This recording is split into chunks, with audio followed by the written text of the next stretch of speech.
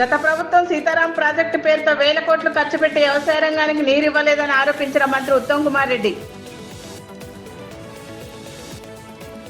మాదక ద్రవ్యాలు అమ్మినా కొనుగోలు చేసిన కఠిన చర్యలుంటాయని హెచ్చరించిన చుండూరు సీఐ వెంకటయ్య. పంచాయతీ ఎన్నికల్లో బీఆర్ఎస్ పార్టీని నామరూపాలు లేకుండా చేయాలని పిలుపునిచ్చిన ఎమ్మెల్యే మేఘారెడ్డి.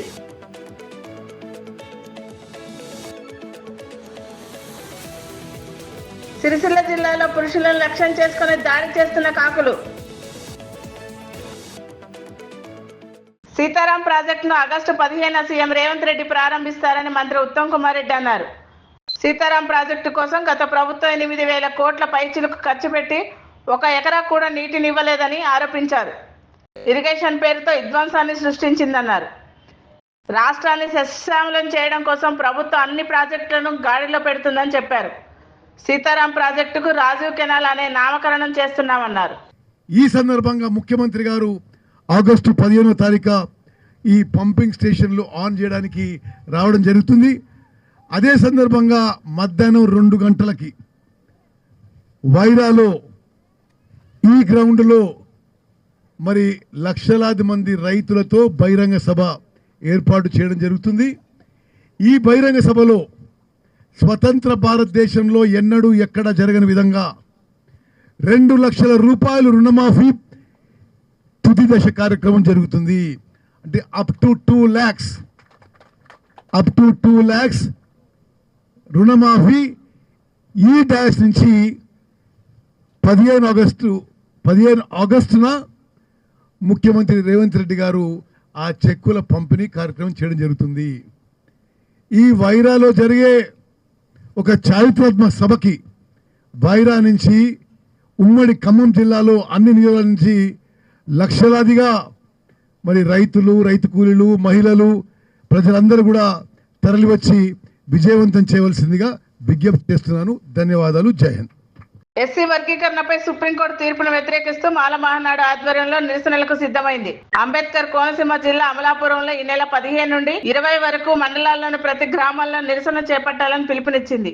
కావాలనే కేంద్ర ప్రభుత్వం వర్గీకరణ పేరుతో విడగొట్టాలని చూస్తుందని మాల మహానాడు సంఘం నేతలు ఆవేదన వ్యక్తం చేశారు. వేరు కార్యక్రమాలు పెడితే సహించేది మేము మీ వెనకాల ఉంటాం. నాయకత్వం వహిస్తే ఏ నాయకుడు నాయకత్వం వహించండి, మీ వెనకాల నడుస్తాం. మాల జేఏసీని పెట్టండి, అందరూ కలిసి వద్దాం. అందరూ కలిసి ఒక నాయకత్వానికి వద్దాం.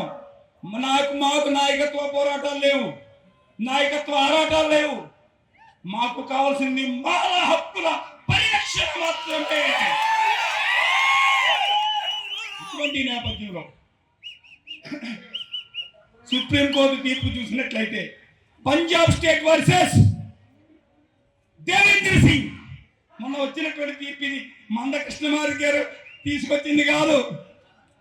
24 మంది ఇంప్లీడ్ అయితే 1 ఆఫ్ ది పర్సన్ గా మందకృష్ణమారి కూడా వెళ్ళినటువంటి పరిస్థితి. ఆ తీర్పులో సర్వోన్నత న్యాయస్థానం ఏం చెప్తుంది? 5గురు చెప్పినటువంటి తీర్పుని పక్కన పడేసి రాజ్యాంగంలో ఉన్నటువంటి 341(1)(2) సబ్ క్లాస్ ఆర్టికల్ పక్కన పడేసి, అటు రాజ్యాంగాన్ని పక్కన పడేసి, ఇటు రాష్ట్రపతిని పక్కన పడేసి, అటు పార్లమెంటుని పక్కన పడేసి, ఎందుకు పడేయాలో తెలుసా? రాష్ట్రాలు సుముఖంగా లేవు వర్గీకరణ చేయడానికి. 3/4 మెజార్టీ తోటి పార్లమెంట్ లో చేయాలంటే రాష్ట్రాలు అంగీకరించే పరిస్థితి లేదు. 3/4 మెజార్టీ తోటి పార్లమెంట్ లో చట్టం చేద్దామంటే పార్లమెంట్ లో కూడా ఇచ్చేటువంటి పరిస్థితి లేదు. సిరిసిల్ల జిల్లాలో విచిత్ర ఘటన చోటు చేసుకుంది.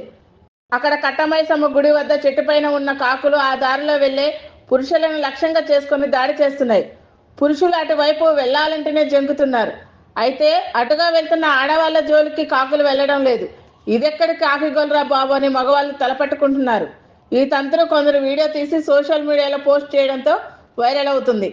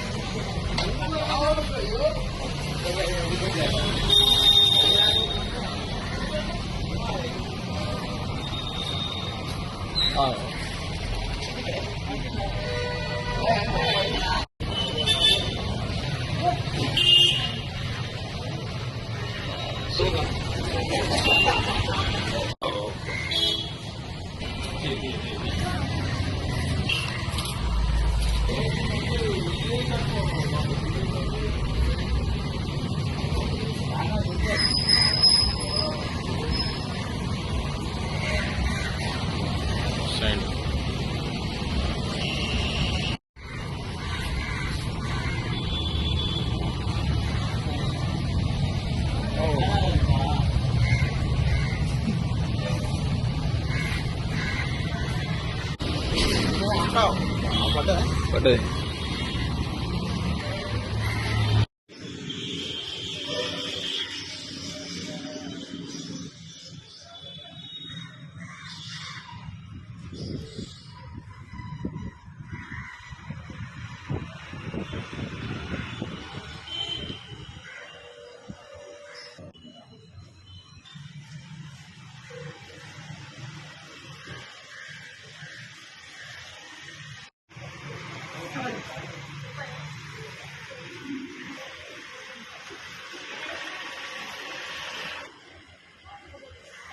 అబ్బా పడ్డది.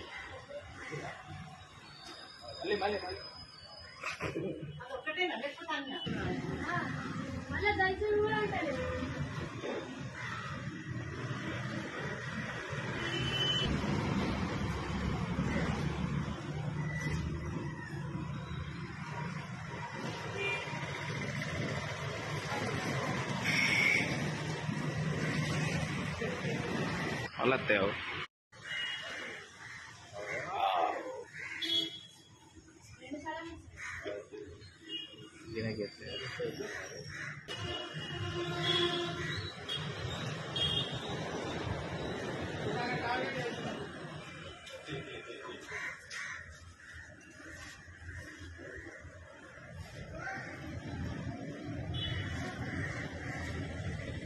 వనపర్తి జిల్లా మాదనపురం మండలం మార్కెట్ యార్డ్ను నూతన కమిటీ ప్రమాణ స్వీకారం కార్యక్రమానికి జిల్లా ఇన్ఛార్జి మంత్రి దామోదర్ రాజనరసింహతో పాటు వనపర్తి జిల్లా శాసనసభ్యులు తూడి మేఘారెడ్డి పాల్గొన్నారు.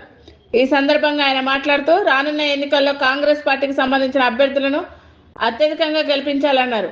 బీఆర్ఎస్ పార్టీని నామరూపాలు లేకుండా చేయాలని ఆయన పిలుపునిచ్చారు. రోజు 1-2 గంటలు వాళ్ళకి కేటాయించాలని, వాళ్ళ కోసం కొంచెం పని చేయాలని, వాళ్ళని మన గవర్నమెంట్ ఇచ్చే స్కీమ్స్ లను పబ్లిక్ లో తీసుకుపోవాలని వాళ్ళకు ప్రత్యేకంగా విజ్ఞప్తి చేస్తున్నా. ప్రమాణ స్వీకారం చేసిన మళ్ళొకసారి అభినందన తెలియజేసుకుంటున్నా. నిన్న మొన్న కొంతమంది ఇంతకు ముందు వ్యవసాయ శాఖ మంత్రి చేసిన ఆయన పాత గవర్నమెంట్ లా ఆ లెక్కలు ఈ లెక్కలు ఏవో లెక్కలు అడుగుతున్నాడు. ఆయన అసలు వ్యవసాయ శాఖ మంత్రి ఉన్నాడని ఆయనే మర్చిపోయిన 5 సంవత్సరాల్లో మన మదనపూర్ మార్కెట్ కి ఏమైనా తీసుకొచ్చిందా? నిన్న కాకపోతే నేను వనపర్తిలో మన ప్రమాణ స్వీకారం అనగా ఫస్ట్ మీటింగ్ పెట్టా వనపర్తిలో. పోయి ఆ బుక్ చూస్తే ఆ కొత్త మార్కెట్ యార్డ్కు 44 కోట్లు ఖర్చు అయితే ఇంక్లూడింగ్ మదనపూర్, ఇంక్లూడింగ్ దేవరకద్ర చుట్టుపక్కల అందరు నోట్లు కొట్టి అన్ని మార్కెట్ల నుంచి 34 కోట్లు అప్పు తెచ్చేది కట్టి వాళ్ళు తిరిగి కట్టేసింది. అదే ఆయన చేసింది. అవి ఎప్పుడు అప్పు జరిపాలి వాళ్ళు, ఆ కమిటీ ఎప్పుడు చేయాలి, అది వాళ్ళు చేసిన డెవలప్మెంట్. నిన్న కాక మొన్న ప్రెస్ పెట్టి పాలమూరు రంగారెడ్డి నీళ్లు తీసుకోవడానికి చాలా కదా తెలియలేదంటున్నాడు. ఆయనకి ఇక్కడ నుంచి మదనాపూర్ వేదిక నుంచి చెప్తున్నా, నిరంజన్ రెడ్డి ఎలక్షన్ లో ముందు కేసీఆర్ గారు వచ్చి మోటార్ స్టార్ట్ చేసిన పాలమూరు అన్ని ఊళ్ళ నుంచి చెప్పులు లోటలు తీసుకొచ్చి నీళ్లు తీసుకుపోయి ఊర్లలో పూజలు చేసుకోండి, వారం రోజుల పాలమూరు రంగారెడ్డి నీళ్లు వస్తాయని వచ్చినాయా? అలా అట్లా అన్ని అబద్ధాలు చెప్తాడు ఆయన. ఇంకోటి 2 సీజన్లు అయింది, రైతు బంద్ చేయాలంటాడు. ఆల్రెడీ ఒక సీజన్ ఇచ్చినాం, 7 నెలల 2 సీజన్లు వస్తాయా? ఇవన్నీ అబద్ధం మాటలు. వనపర్తి ప్రజలు బాగున్నారు, ప్రజలు తెలంగాణ ప్రజలందరూ కర్రు కాల్చి వాత పెట్టి వాళ్ళని ఇంట్లో వండబెట్టినా కూడా ఈ మధ్యకాలంలో ఇంకా అబోధాలు చెప్తున్నారు. కాబట్టి రాబోయే రోజులలో లోకల్ బాడీ ఎలక్షన్ కానీ ఇంకేం ఎలక్షన్ వచ్చినా కాంగ్రెస్ పార్టీకి సంబంధించిన అందరినీ మనం గెలిపించుకొని ఆ బీఆర్ఎస్ పార్టీని నామరూపాలు లేకుండా చేయాల్సిన అవసరం ఉంది. కాబట్టి అవన్నీ దృష్టిలో పెట్టుకున్నారు. వాళ్ళు చెప్పిన అబద్ధాలు నమ్మొద్దు. మనం వాటిని ఏం నమ్మొద్దు. ఈ మధ్యకాలంలో రైతు భరోసా గురించి కూడా మన ముఖ్యమంత్రి గారు ఒక కమిటీ వేసి 4 గోడల మధ్యలో కాకుండా పబ్లిక్ లకు వెళ్ళి అక్కడెక్కడ జిల్లాలో మీటింగ్ పెట్టి రైతులను అడిగి ఎన్ని ఎకరాలకి వేయాలి, 4 ఎకరాలకి వేయాలన్నా, 10 ఎకరాలకి వేయాలన్నా, 20 ఎకరాలకి వేయాలన్నా రైతుల అభిప్రాయం తీసుకొని చేసే ప్రభుత్వం మన ఇందిరమ్మ రాజ్యంలోని గౌరవ రేవంత్ రెడ్డి గారు ప్రభుత్వం. కాబట్టి ఎవరైనా అక్కడక్కడ వాళ్ళు ఓడిపోయిన మైండ్ చూపి తిరిగిగా మాట్లాడుతుంటారు. కాబట్టి మనందరం ఎక్కడక్కడ గ్రామాలలో మండలాల్లో ఎక్కడక్కడ వాళ్ళకు తిరగబడి వాళ్ళకు బుద్ధి చెప్పాల్సిన అవసరం ఉంది. కాబట్టి మీరందరూ వాళ్ళకు బుద్ధి చెప్పే పనిలో ఉండండి. మిగతా గవర్నమెంట్ కి సంబంధించిన రేషన్ కార్డు కానీ, రైతు బంధు కానీ, రైతు భరోసా కానీ ఇంకేమున్నా కూడా అన్ని చేసే బాధ్యత మీరు గెలిపించిన కాంగ్రెస్ పార్టీ, మీరు గెలిపించిన రేవంత్ రెడ్డి గారి ప్రభుత్వం చేస్తారు. కాబట్టి మీరందరూ పార్టీని మమ్మల్ని ఆశీర్వదించండి. మేమందరం మీకు పనిచేసే బాధ్యత తీసుకుంటాం. అందరికీ ధన్యవాదాలు. ఈ నెల 15న 2 లక్షల రుణమాఫీ చేస్తామని మంత్రి పొంగులేటి శ్రీనివాసరెడ్డి అన్నారు. గత బీఆర్ఎస్ ప్రభుత్వం రాష్ట్రాన్ని అప్పులపాలు చేసిందని విమర్శించారు. అప్పులను భరిస్తేనే ప్రభుత్వం అభివృద్ధి వైపు అడుగులు వేస్తుందని చెప్పారు. బీఆర్ఎస్ ప్రభుత్వం ధరణి పేరుతో పేదల భూములు లాక్కున్నారని విమర్శించారు. 80,000 పుస్తకాలు చదివిన కేసీఆర్ రాష్ట్ర అభివృద్ధికి సలహాలు సూచనలు ఇస్తే స్వీకరిస్తామన్నారు. కృతజ్ఞతలు చెప్పాలని ఈ వేదిక ద్వారా తెలుపుకుంటూ ఇప్పుడు గౌరవ ఈ నెల 15న ఖమ్మం జిల్లా వైరాలో జరిగే రైతు వేదిక సదస్సుకు ఏర్పాట్లు జరుగుతున్నాయి. ఈ ఏర్పాట్లను మంత్రులు ఉత్తమ్ కుమార్ రెడ్డి, పొంగులేటి శ్రీనివాసరెడ్డి, తుమ్మల నాగేశ్వరరావు పరిశీలించారు. అక్కడ జరుగుతున్న పనులను అడిగి తెలుసుకున్నారు.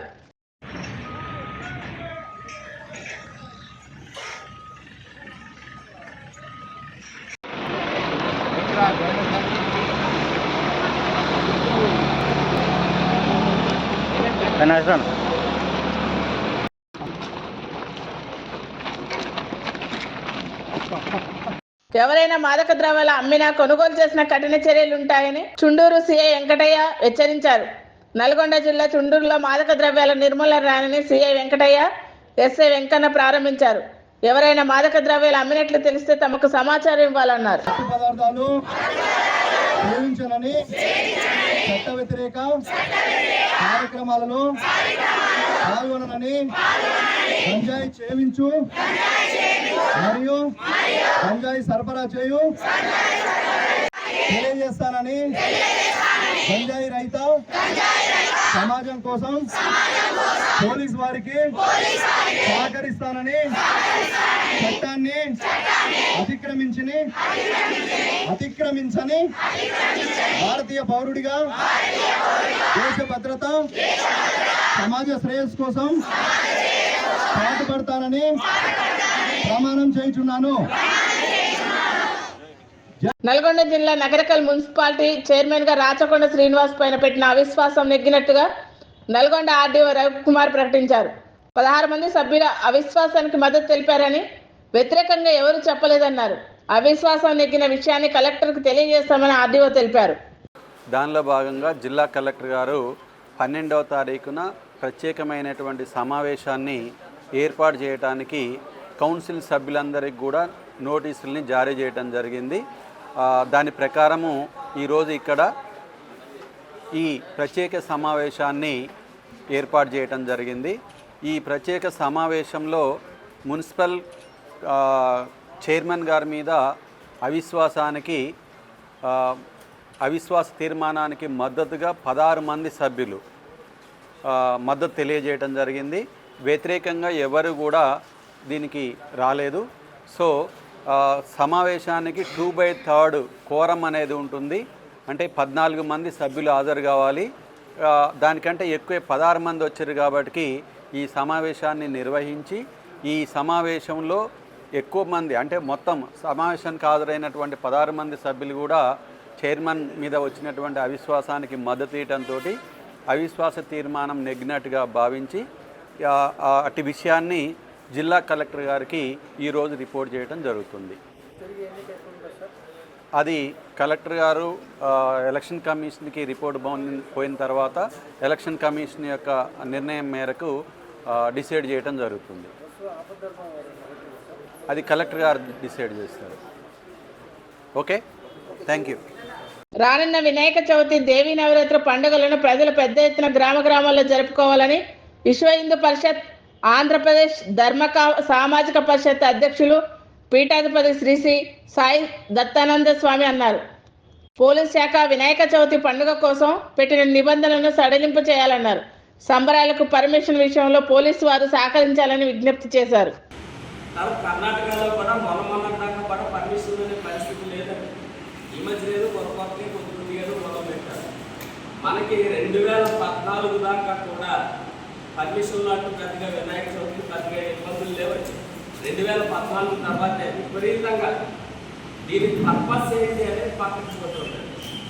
పర్పస్ ఏంటనేది శ్రమ అవ్వకుండా మన రూల్స్ పెట్టినట్లయితే కామన్ సెన్స్ లేని రూల్స్ మూలంగా చాలా ఇబ్బందులు వస్తాయి అనే దాన్ని సూటిగా ప్రభుత్వం దృష్టికి తీసుకురావడం కోసం అని చెప్పి విశ్వ హిందూ పరిషత్ తరఫున మేము తెలియజేసుకుంటున్నాం స్పష్టంగా. మా చిన్నతనాలలో అయ్యా ఇంత కఠినమైన రూల్స్ హిందూ పండుగల మీద పెట్టడం చేతన పల్లెటూళ్ళల్లో ఉన్న వాళ్ళు కానీ, పూర్తిగా చదువు సంధ్యలు లేని వాళ్ళు కానీ, లేకపోతే భక్తి మాత్రమే ఉంది, ఇలాంటి వాళ్ళు అందరూ నలిగిపోతున్నారు, కాబట్టి దీన్ని పెట్టడానికే భయపడుతున్నారు, కాబట్టి దీనికి సింగిల్ విండో పరిష్కారం తీసుకురండి, తేలికగా రూల్స్ ఉండేట్టుగా ఫ్రేమ్ చేయండి, దీనివల్ల పండుగ ఆనందంగా జరుగుతుంది, హిందువులందరూ ఆనందంగా ఉంటారు. ఈ విషయాన్ని మీ ద్వారా మేము ఎప్పుడు అమలాపురంలో మాకు అమలాపురం జర్నలిస్ట్ మీద వల్లమాలి ఉంటాము. ఎందుకంటే అమలాపురం జర్నలిస్ట్ ఏం చెప్పినా సరే అది ఖచ్చితంగా సక్సెస్ అయింది. మన హనుమాన్ చాలీసా విషయం కావచ్చు, గతంలో చేసిన ఇంకా ఫెస్టివల్స్ విషయంలో కావచ్చు. కాబట్టి మళ్ళీ మేము ప్రత్యేకంగా మీ ప్రశ్నగా వచ్చి చెప్పడానికి కాబట్టి కూడా ప్రత్యేకంగా మీటింగ్ ఉన్నది. కాబట్టి ఈ విషయాన్ని సానుకూలంగా ప్రభుత్వం స్పందించాలి అని కోరుకుంటూ కరోనా రూల్స్ అవన్నీ వెళ్ళిపోయాయి కాబట్టి రూల్స్ అన్ని చేయండి, పర్పస్ ఫెయిల్ అవ్వద్దు అనే దాన్ని ఖచ్చితంగా పరిస్థితులు తెలియజేస్తుంది. భారత్ మాతాకి జై. Please like, share and subscribe Master K TV.